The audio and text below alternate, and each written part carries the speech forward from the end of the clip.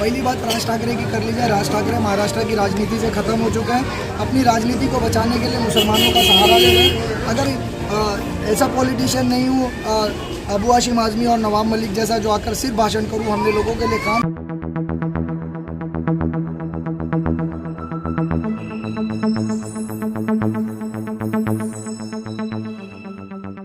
महाराष्ट्र की राजनीति जो कि अभी इलेक्शन के टाइम पे गरमाई हुई है, उस पर हर कोई अपनी एक एक रोटी सेकने में लगा हुआ है। अलग अलग बयान के साथ में यहाँ पर आज राज ठाकरे का एक बयान जो कि उन्होंने अमरावती में दिए, काफ़ी चर्चा में चल रहा है कि अगर मैं जीता तो मस्जिदों के जो लाउड स्पीकर होते हैं वो उतार दिए जाएंगे। आखिर उनको जिताने में और उनको ऐसा बयान देने में किसका सबसे ज़्यादा हाथ है? आइए बात करते हैं कि क्या संविधान ऐसे ही चलता है कि आप लोगों के जज्बातों से खेलो, किसी को दर्द पहुंचाओ और किसी को सिर्फ आश्वासन दो। काफ़ी चर्चा चलती है कि अगर हम जीते तो 3,000 रुपये महीना महिलाओं को चालू करेंगे, अगर हम जीते तो लोगों के लिए इतना अच्छा काम करेंगे कि जो बेरोजगार है उन्हें घर बैठे बैठे 6,000 7,000 रुपये उनके अकाउंट में डालेंगे। लेकिन क्या सिर्फ पैसे आने से लोगों की ज़िंदगी बन जाती है? ऐसा ही कुछ चर्चा हम MIM के कैंडिडेट से करेंगे जो हमारे साथ में अब जुड़ रहे हैं। अतीक जी बताएंगे कि ये कितने हद तक सही है कि अगर जीतने पे लाउड स्पीकर उतारा जाता है और जीतने पे महिलाओं को घर बैठे बैठे पैसा मिल रहा है, बेरोजगारों को घर बैठे बैठे पैसा मिल रहा है। एक काफ़ी बड़ी चर्चा की बात है, इसमें कोई जल्दी गौर नहीं करता है कि पैसा तो आ रहा है, अच्छा है हमारे अकाउंट में पैसा आ रहा है, मगर मैं बेरोजगार हूँ। क्या ये चीज़ सही है? देखिए, पहली बात मैं दो बातें आपने कही हैं, एक तो राज ठाकरे की बात और दूसरी शिंदे सरकार ने जो घर बैठे पैसे दिए। दोनों ही बातों को मैं आपसे करूंगा। पहली बात राज ठाकरे की कर लीजिए। राज ठाकरे महाराष्ट्र की राजनीति से ख़त्म हो चुके हैं। अपनी राजनीति को बचाने के लिए मुसलमानों का सहारा ले रहे हैं। अगर मुसलमानों का सहारा लेकर उनकी राजनीति बच जाती है तो वो बचा ले रहे हैं, लेकिन इस तरह से करके वो अपने आप को और ख़त्म कर ले रहे हैं और उनकी कोई महाराष्ट्र की राजनीति में हैसियत नहीं रह गई है। बस वो अपनी हैसियत बचाने के लिए इस तरह की उल जलूल बातें कर अपने आप को महाराष्ट्र की राजनीति में रखना चाहते हैं। सरकार ने 3-3 हज़ार रुपये लोगों को दिया, लाडली माजी लाडली बहन।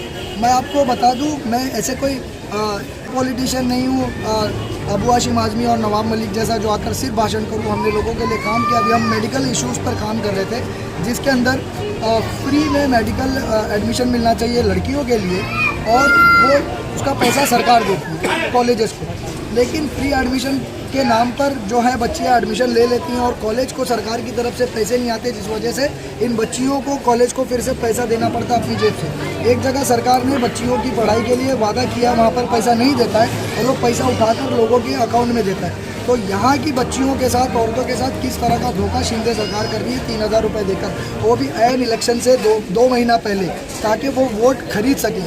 ये कोई गवर्नमेंट स्कीम नहीं है, ये एक मुफ्त की रेवड़ी है और ये इलेक्शन का एक क्या कहते हैं उसको, पैसे बांटकर वोट लेने वाली राजनीति है। और इसके अलावा अगर लड़कियों के लिए करना था तो लड़कियों की सेफ्टी के ऊपर काम करते, लड़कियों के लिए फ्री एजुकेशन करते, KG to PG। अगर शिंदेगढ़ के अंदर शिंदे सरकार के अंदर इतना दम होता तो ये अनाउंस करते कि आज से महाराष्ट्र की सारी बच्चियों के लिए KG से लेकर PG तक एजुकेशन फ्री, जिसको जो पढ़ना है कोई फीस देने की ज़रूरत नहीं। लेकिन 3,000 रुपये की रेवड़ी बांटकर वोट कलेक्ट करने का काम कर रहे हैं और इस तरह से सरकारी पैसों का, पब्लिक के पर्स का ये गलत इस्तेमाल किया जा रहा है वोट बटोरने के लिए।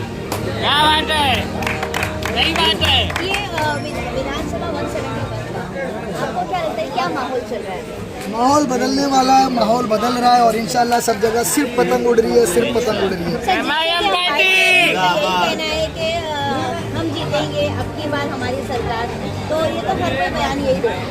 तो मैं बयान थोड़ी दे रहा हूँ, मैं आपको प्रमाण दे रहा हूँ। 23 तारीख के दिन आप मेरे साथ चलिएगा इलेक्शन ऑफिस में, हम सर्टिफिकेट लेकर आएंगे कि MIM गोवंडी मानपुर शिवाजी नगर 171 असेंबली जीत चुकी है। सिर्फ वोट होना बाकी है और ये जो लोग 300-500 रुपये बांटकर भीड़ लेकर चल रहे हैं, इनको पता चलेगा कि गोवंडी का पढ़ा लिखा तबका, गोवंडी के ईमानदार दयानतदार लोग, इज्जतदार लोग, जो कि आपके पैसों के बहकावे में नहीं आने हैं, वो 60-70% लोग हैं। और वो 60-70% लोग जो है मुझे वोट करने जा रहे हैं। मेरे को वोट करने का एक ही रीज़न है, ईमानदारी, दयानतदारी, और मैं नॉन क्रिमिनल बैकग्राउंड का हूँ, AA में LLB किया हूँ। मैं गोवंडी के अंदर रहकर 5,000 से ज़्यादा बच्चों को मैंने पढ़ाया, राशन की दुकानों पर लड़ाया, कब्रिस्तान चोरी कर लिया था हमारे आमदार साहब ने, MLA साहब ने, अबू हाशिम आज़मी साहब ने, उस कब्रिस्तान की हमने लड़ाई लड़ी।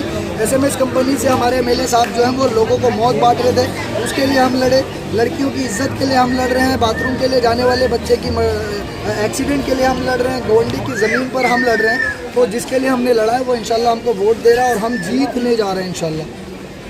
अकील जी ये बताइए, जो आपने अभी काम बताए हैं, ये काम तो एमएलए सर भी बता रहे हैं कि हमने कब्रिस्तान के लिए काम किया, हमने एसएमएस कंपनी के सामने विरोध किया, पर सरकार हमारी सुन नहीं रही। हम तकरीबन कई बार यहाँ के गोवंडी जैसे एरिया के नशे के लिए हमने काफ़ी बार असेंबली में आवाज़ भी उठाई, फिर भी हमारी सुन नहीं रहे। अगर आप आओगे तो लोगों को क्या आश्वासन दोगे, क्या गारंटी दोगे कि हम आएंगे तो नशे का काम खत्म होगा ही होगा?